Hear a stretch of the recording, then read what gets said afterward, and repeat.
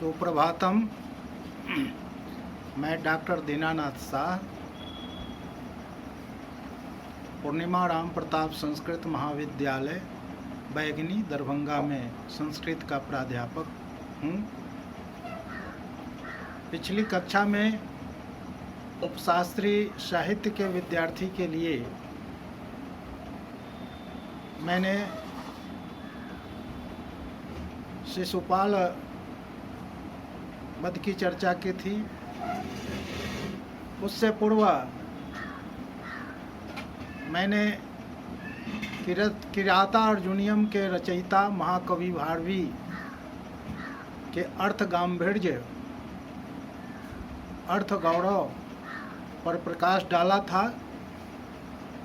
उसी क्रम में आज मैं महाकवि भारवी के राजनीतिक ज्ञान पांडित्य के बारे में आप लोगों के बीच में चर्चा करने जा रहा हूँ। प्रिय छात्रों, जैसा कि आप जानते हैं, महाकवि भारवी का किराता अर्जुनियम अत्यंत गांभीर्य तथा राजनैतिक कौशलता से पूर्ण है। इस महाकाव्य का अनुशीलन करने के पश्चात यह सर्वथा स्पष्ट हो जाता है कि यह राजनीति प्रधान काव्य है। इसका श्री गणेश क्रूर तथा कपटी शत्रु से बदला चुकाने के लिए ही हुआ है और इस कार्य को संपन्न हो जाने के अनंतर ही महाकाव्य संपन्न हो जाता है। यह काव्य इस बात का पुष्ट प्रमाण प्रस्तुत करता है कि भारवी राजनीति शास्त्र के प्रकांड पंडित थे। किराता अर्जुनियम के प्रथम सर्ग के अध्ययन से ही पाठकों को यह ज्ञान हो जाता है कि भारवी ने राजनीति के विभिन्न पक्षों का कितना सूक्ष्म अध्ययन किया था। आज उदाहरण के द्वारा, दृष्टांतों के द्वारा उनके राजनीतिक विषयक पांडित्य को स्पष्ट करने का प्रयास किया जाएगा। वनेचर दुर्योधन के व्यवहार का परिचय देते हुए युधिष्ठिर से कहता है, कीर्तारि षड्वर्ग जयेन मानवीं अगम्य रूपां पदवीं प्रपित्सुना विभज्य नक्तं दिवं मस्ततंद्रेण वितन्यते तेन नयेन पौरुषम। अर्थात काम, क्रोध, लोभ, मोह, मद और अहंकार रूपी 6 शत्रुओं को जीतकर मनु द्वारा निर्दिष्ट एवं दुष्प्राप्त प्रजापालन पद्धति को क्रियान्वित करने की इच्छा से आलस्य को दूर करके आलस्य को त्याग कर तथा रात और दिन का विभाजन करके वह दुर्योधन नैतिक शक्ति के द्वारा अपने पुरुषार्थ का विस्तार कर रहा है, ऐसा वर्णन किया गया है। भारवी की यह मान्यता है कि किसी भी राज्य में सुख और समृद्धि का प्रसार तभी संभव है जब राजा और मंत्री परस्पर अनुकूल हो। सदा अनुकूलेषु हि कुर्वते रतिं निरपेष्वामातेषु च सर्वसंपदः। इसी प्रकार से वह यह भी मानते हैं कि बलवान सत्ता के साथ विरोध नहीं करना चाहिए, क्योंकि ऐसा करने से बलशाली को तो कोई विशेष हानि नहीं होती, किंतु निर्बल पक्ष संघर्षों के फलस्वरूप और अधिक निर्बल हो जाता है।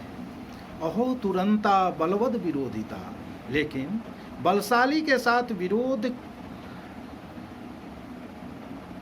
को उपयुक्त नहीं मानते हुए भी भारवी यह अवश्य मानते हैं कि नीच लोगों के संपर्क से वैभव प्राप्त करने की अपेक्षा महान पुरुषों के साथ विरोध करना कहीं अधिक उत्तम है।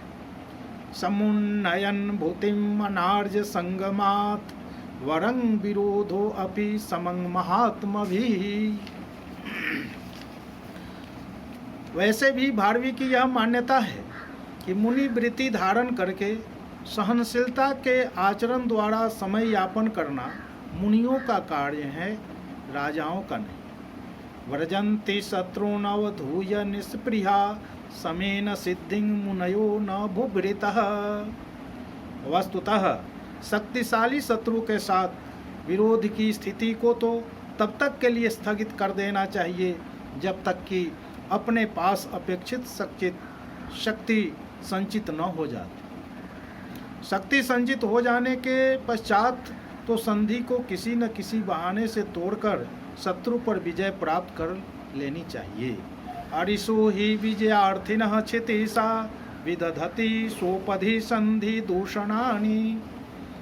राजा को यह चाहिए कि वह धूर्त के साथ धूर्तता करने में समर्थ हो। कपटी शत्रुओं के साथ कपट का व्यवहार करने में राजा को निपुण होना चाहिए। केवल शांति प्रिय और क्षमाशील होने से राज्य की रक्षा नहीं हो सकती। राजा का अव्यर्थ क्रोध होना चाहिए, क्योंकि क्रोध रहित राजा का कोई मित्र भी आदर नहीं करता है और न ही शत्रु उससे भय करते हैं। अतः राजा को अव्यर्थ क्रोध करने वाला होना चाहिए। सफल राज्य व्यवस्था के अंतर्गत दूतों का अत्यंत महत्वपूर्ण स्थान कवि ने बतलाया है। दूतों के माध्यम से ही शत्रु पक्ष के रहस्यों को जाना जा सकता है और तदंतर अपनी नीति निर्धारित की जा सकती है। लेकिन यह तभी संभव है जब दूत अपने दायित्व को भली भांति समझे। वह प्रिय या अप्रिय की चिंता न करते हुए अपने स्वामी को यथा तथ्य सूचनाएं प्रदान करें। भारवी ने इस महत्वपूर्ण तथ्य का निरूपण वनेचर की इस उक्ति के द्वारा कराया है।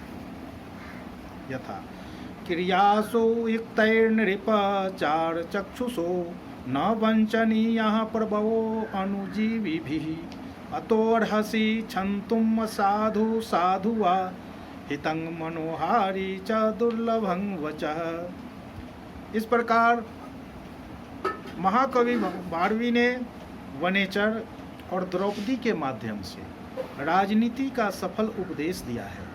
दूसरे सर्ग में भीमसेन की उक्तियों में राजनीति का स्पष्ट वर्णन प्राप्त होता है।